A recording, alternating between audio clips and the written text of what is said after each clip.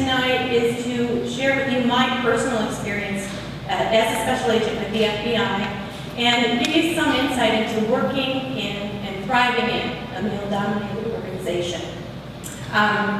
First, I want to kind of introduce you to the FBI and make sure everybody understands just a little bit of perspective about the FBI. The FBI has 56 field offices nationwide, and from those 56 offices, there are 300 satellite offices out of those.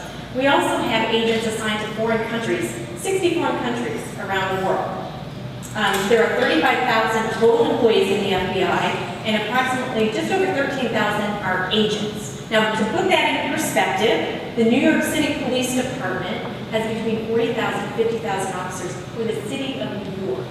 And the FBI handles, with 13,000 agents, we cover the United States and have a presence in 60 foreign countries. The first female agents were hired in 1972. The first female agent was a former Catholic nun, and the other was a former Marine. And I always wondered if that was an experiment because they were so different, right? In 1991, I became an FBI agent. At the time, there were approximately 2,000 female special agents among 10,000 agents worldwide. As of December 31st, 2014, there are 2,631 female special agents among 13,455. So we're always hovering around 20%, took a little bit of dip lately. So it's always tough to recruit female special agents, so I take every opportunity I can to talk to young ladies. It's a fantastic career, and as I said earlier, I enjoyed a fantastic career. All agents are trained at the FBI Academy on Quantico, Virginia. We share the Marine base. Imagine how fun that is. And the average age going into the academy is 28. So let's talk about Quantico. I got a phone call that I was appointed as a special agent, and I needed to report to Quantico on January 27th, 1991, and I needed to be there at 5 o'clock. Now, I was coming from the hospitality industry. I worked for a major hotel corporation in Chicago. So in my world, Super Bowl Sunday meant Super Bowl party, right? So I said, oh, do I have to be there in time for a Super Bowl party? There was a very long pause. And she said, no, Toni, there will be no Super Bowl party. And might I suggest you not mention that when you get there? So I did. There was no party, and I didn't mention it. The other thing about Quantico, on the first Tuesday of training, agents have to take a physical training test. And you have to achieve a certain score, or you have to go to remedial. Now, I can put two and two together. That was going to be no fun at all. So we can't let that happen. So Tuesday morning rolls around, my classmates and I, and there were 30. And in my class, there were actually quite a few females. I think we had 10 females out of the 30 people in the class. Maybe 50, I can't even remember. Anyway, we are rolling out to the track for our fit test. And one of the male classmates loudly says, "No girl's gonna beat me." First of all, I couldn't believe he said it. And the second thing, I had been on the track on Sunday night and Monday with these ladies. I was pretty sure they were Olympic athletes. So, yes, two of the ladies beat several of the men. And that shut down any more of those comments throughout training. Quantico pushed me to my personal best. I did fine. I sailed through the middle in the fitness. It pushed me to my personal best. It pushed all of us to our personal best. Everybody struggled in something, whether it was the fitness, the academics, the firearms, or the practical applications. And we soon realized that we were capable of a lot more than we thought we were capable of. Out of leaving Quantico after 16 weeks, I was assigned to the Indianapolis division. And I was actually assigned to one of those satellite offices, and it was 150 miles north. You may have heard of it, Gary, Indiana. And the office was in Maryville, but our work was in Gary, Indiana. Gary at the time was vying for the top spot as murder capital of the country, as you know, always vying between Camden, New Jersey, and either Flint or Detroit, Michigan. But it was great work while I was there. When agents get to their field office, they are assigned a car. And cars were kind of a big deal in the FBI. Used sometimes as a status symbol, right?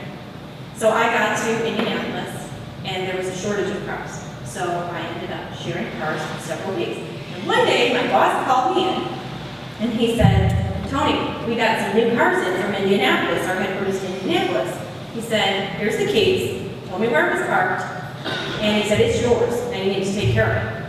I was excited. Here I am, a new agent. Never did I think that I was going to be assigned a brand new car. I mean, that's a pretty good deal. So I ran down to the parking lot, and I looked at the car, and there it was. A four-door Chevy with a soft top, green, and it was like no green I had seen before. It was a mix of lime and olive and substantial rust. That soft top was filled and peeled. It had discolored. It looked like a chia pet with bald spots. It actually was called the chia pet, right, the whole time. Wasn't what I expected, being they had just joined the finance law enforcement agency in the world. But the irony was, I could go anywhere in that car undetected as a female, as an agent, and that was important. In fact, I could go a lot of places undetected as an agent. I'll tell you a story, and if you saw the TV spot the other day on Channel 4, it was about 5 years in, and myself and another female agent were assigned surveillance.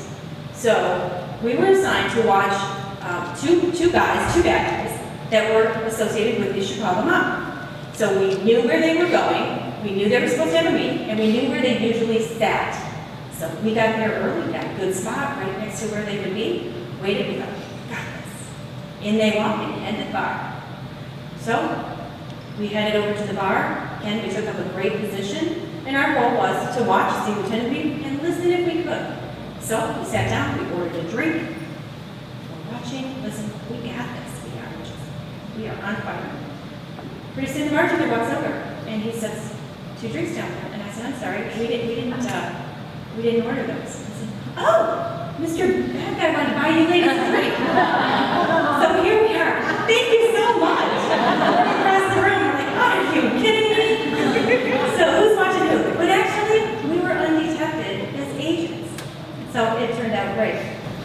One of my first assignments in the field office was to take care of a backlog of bank fraud matters. And I didn't realize the extent. If you remember in the 1990s, there was a rash of bank fraud activity, and it was the insiders from tellers to CEOs devising schemes to steal money from banks, right?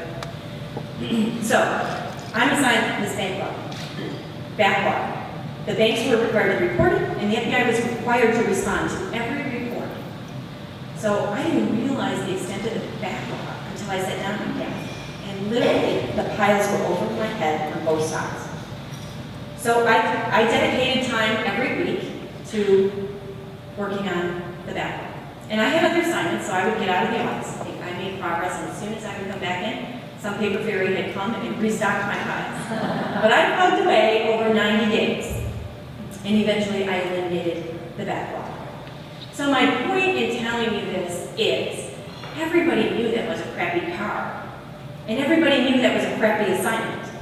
And everybody's eyes were on me, and I knew it. And I took the position that, you know what, everything the FBI does is important. So this must be important, or I wouldn't be assigned it. Because my colleagues, which were mainly men, were deciding, was I going to be a contributor, or was I along for an easy ride? And I think I made it pretty clear I was going to contribute, but I was still looking for a better ride than that chia pet. Yeah, I was. And in fact, I did get a nice car down the road, and I did work other much more complex cases. My specialty actually was organized crime, money laundering, and public corruption. Yeah, that's what I worked for many, many years. At one point, I had over 60 people working for me from different jurisdictions and agencies on search warrants and arrests. And in one particular case that I had, it involved organized crime and money laundering and police officers protecting the place and outlaw motorcycle gangs, hurting the girls, and the girls were in strip clubs. So I needed people to patron the strip club. Now, how popular can one girl be? I mean, really, I was pretty darn popular. So, yeah.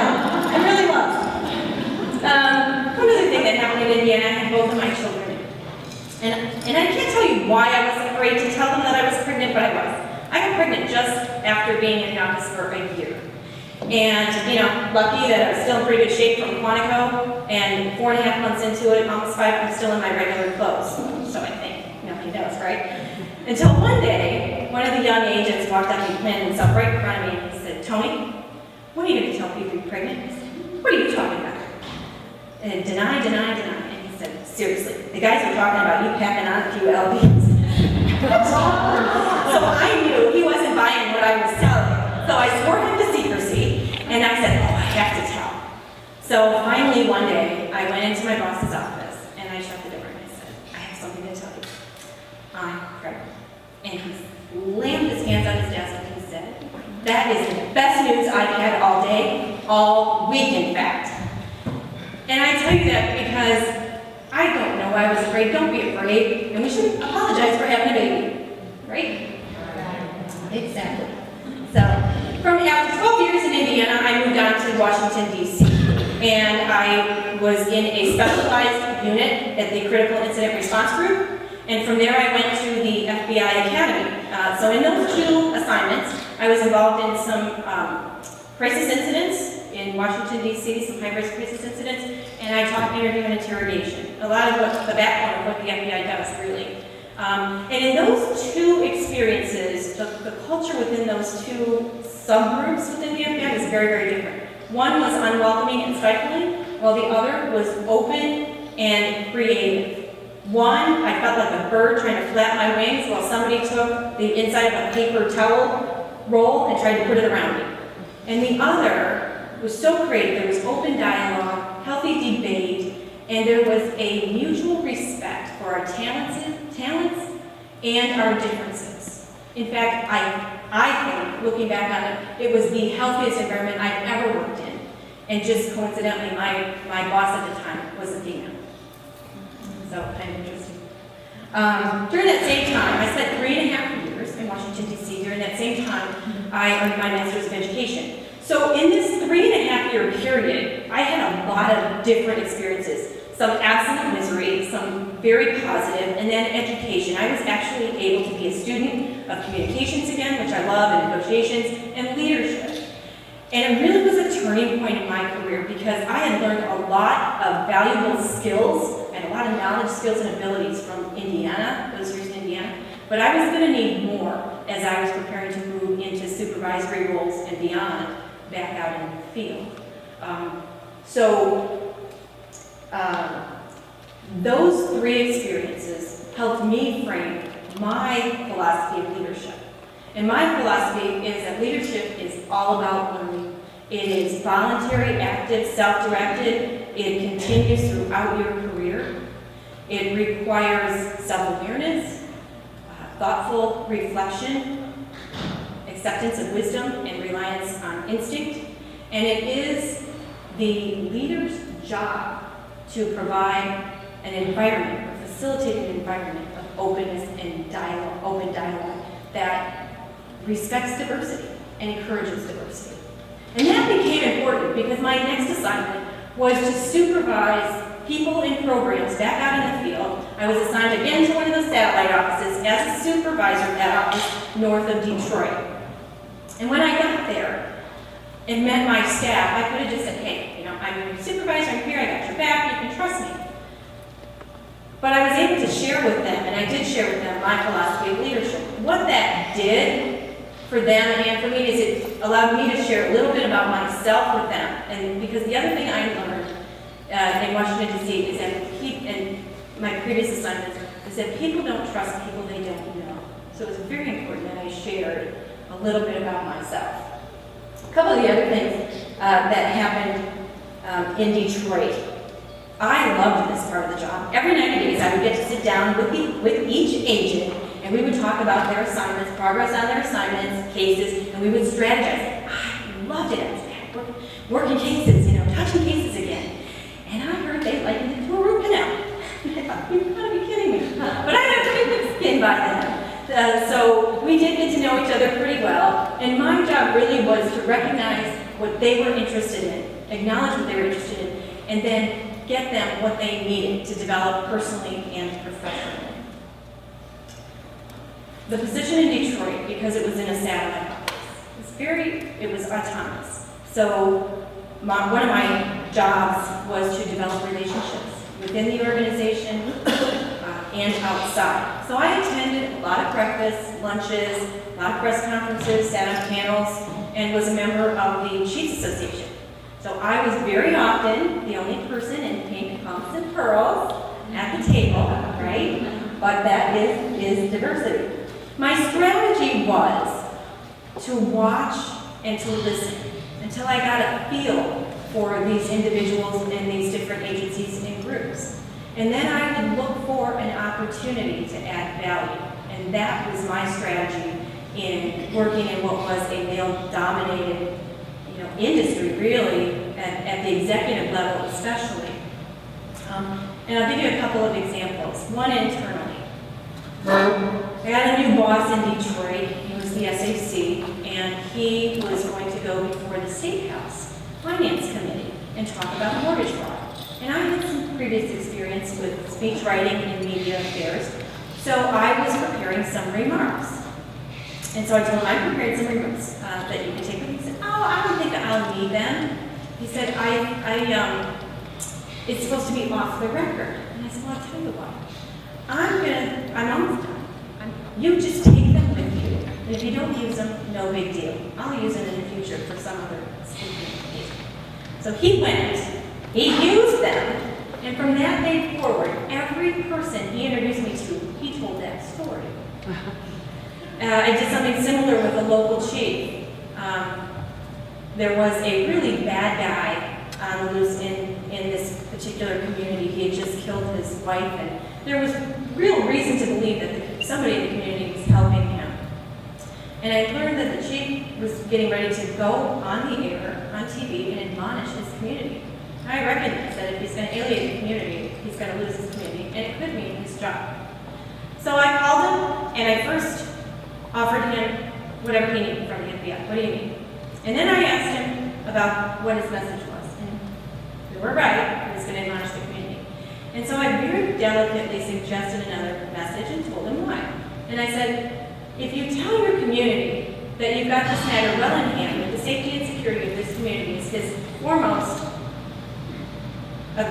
importance, and ask for their help, your message is going to be much better received. He said, well, my press conference is in an hour. I said, I can be there in 10 minutes. And I did. And we sat together and we finished his remarks, he practiced his remarks, he delivered his remarks, and none's the wiser. He didn't give me the time of day before that, but he did after.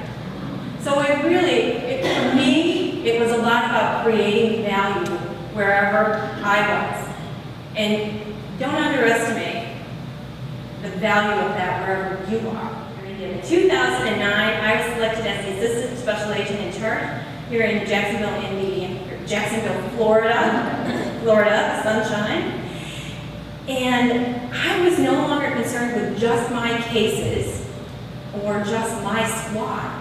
It was immediately a much broader view, and I was concerned with everything. The safety and security of agents on high-risk operations, the support staff that supported them. I was concerned with media matters, program strategy, intelligence, finances, all of it. So I was removed from routine cases, but I was still involved in some of the high-profile cases. And I have to tell you, when I moved here, my boss said, where did you pick a place to live? And I said, yes, my kids actually picked Ponte Vedra High School, so I guess we live in Ponte Vedra. You are going to love it, nice quiet community, nothing happens in Ponte Vedra. 2 weeks later, I called her back and said, I thought you said nothing happens in Ponte Vedra. Because I was responding to the disappearance of Quinn Gray on Labor Day weekend. And does anybody remember the Quinn Gray disappearance, right? So I'm not going to tell the whole story because it was the feature, the 2011 season premiere on Dateline NBC. So if you haven't seen it, go see it. You know if it's on that show, it's got some twists and turns, and it sure does. And then a month later, I was actually responding to the landfill in Folsom, Georgia, for the disappearance of Summer Thompson. That was not a good one. About influence. When I got to Jacksonville, I was the only female agent supervisor. an executive. There was no female agent supervisor. Since I've been in Jacksonville for 5 years, I actually hired 4 female agent supervisors, right? I mean, yeah. Let me explain that. I was the hiring board chair and a non-voting member, right? The voting members were actually male agent supervisors, especially in the first couple years until we hired our first females. And I've often wondered if just my presence made it either easier or okay to hire the females. They weren't hired because they were female. They were the most qualified by a committee of people. But I have to believe that there was some influence because my voice was at the table. The other thing I would just say about the executive role is I was really struck by how closely I was watched. And I remember in the summer I would wear a black dress sometimes and I'd throw a bright pink sweater over my shoulders. And I'm walking in a couple weeks later and I see somebody walking in and they have bright pink outfit on. And I said, "Ooh, nice today." I said, "I love your pink outfit." He said, "Well, it's good. I saw you wear it, so I knew it was okay." So realize the influence that you have that you don't even think you have wherever you are. So I have one last story that could only happen to a woman. And I told you that I had both of my children in Indiana. So this is kind of the rest of that story. I had my first child, and I worked up until I had the baby. Had her very early in the morning. So by 7 o'clock, I was relaxing in my room, and my husband had gone to work, and he would return in the evening. And so about 10 a.m., in comes Mikey P, one of my colleagues, and he's got a sport coat on and a tie, and he's got a bouquet of flowers. He comes in, we talk, and we laugh, and he leaves. And when the nurse comes in to check me, she said, "Oh, Toni, was that your husband?" I said, "No, it's just a friend." She said, "Oh, okay." And so a little while later, in walks Bob. Bob's looking sharp in his suit and tie, and he's got a little gift for me. And we talk and we laugh, and Bob leaves. And the nurse comes in to check me a little while. She said, "Oh, is that your husband?" I said, "No, that was just a friend." So for the next, hour or two, in comes Jen and Gary and Denny, right? Flowers, gifts, and I can see the nurses. She didn't ask for a while. It's like crazy in the afternoon, she comes to check on me, and she's not even looking me in the eye, and she says, "Toni, what do you do for a living?" Yeah, right. In a male-dominated organization or industry, you are going to be noticed as a woman. You're going to be noticed. I was noticed. I sound different, I look different, I think different. But different is a good thing, and different can be very valuable. For me, the FBI provided a gold mine of opportunity. And I challenge you to find your gold mine wherever you are as a woman, because you are a woman. Thank you.